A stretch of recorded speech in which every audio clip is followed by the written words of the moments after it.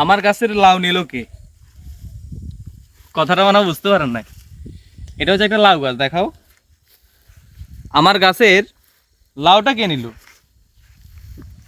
এখানে অনেক বিশাল মাচার মধ্যে কয়েকটা লাউ গাছ, এবং দেখেন লাউ সাইজটা দেখেন,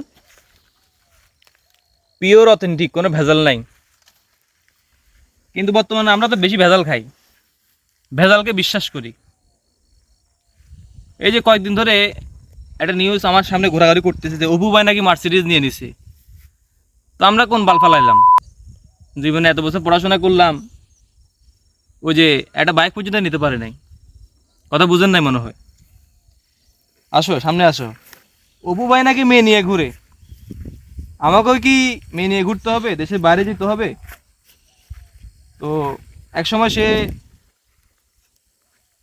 আপনার সেলুনে চাকরি করতো, সেলুনে চাকরি করে সে দেশের বাইরে গেলো, টিকটক করলো, ওর নামে অনেক কিছুই হলো। এদিকে একটু দেখাও। ভয় পাওয়ার দরকার নেই, এদিকে আসো। দেখছেন, এটা কিন্তু ওটার মতোই। এটা আপনাদেরকে এই জন্যই দেখানো,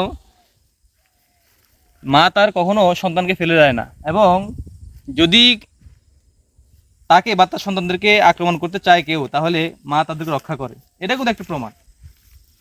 আসলে আমরা ওই কথাতে আসি না, আমরা আসলে মূল কথাতে আসি। সেটা হচ্ছে যে অপু ভাই মার্সিডিজ কিনলো, আর আপনি 15 বছর 20 বছর পড়াশোনা করে কখনো কিছু করতে পারেন নাই। হ্যাঁ, টাকা পয়সা কামাতে পারেন না, ব্যাংক ব্যালেন্স করতে পারেন নাই। তো আপনার লাইফের সফলতা কি এটা? আমাকে একটু বলতে পারবেন? এটা কিন্তু স্টুডেন্টরা করছে, আমার মতো আপনার মতো মানুষরাই কিন্তু করছে।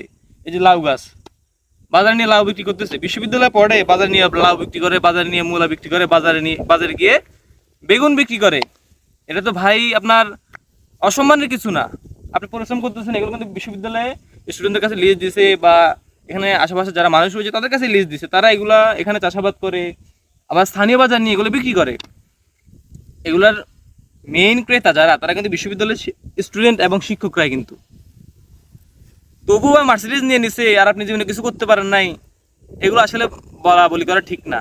অপু ভাই যে মার্সিডিজকে সফলতা মনে করে, মার্সিডিজ পাওয়াটাকে সফলতা মনে করে, জীবনে 10-15টা নারী পাওয়াকে সফলতা মনে করে, আর আপনি আমার মতো ব্যক্তিরা 15-20 বছর পর পড়াশোনা শেষ করে বিয়ে করে একটা বউ নিয়ে হানিমুনে যাবেন, এটাকে সফলতা মনে করে।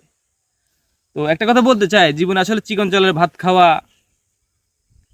তারপর হচ্ছে ভাত খাবার শেষে ডেজার্ট খাওয়া, রাতে ফ্রেন্ডরা মিলে হচ্ছে আপনার ওই যে লাল পানি সাদা পানি খাওয়া, এটা আসলে জীবনের সফলতা নয়।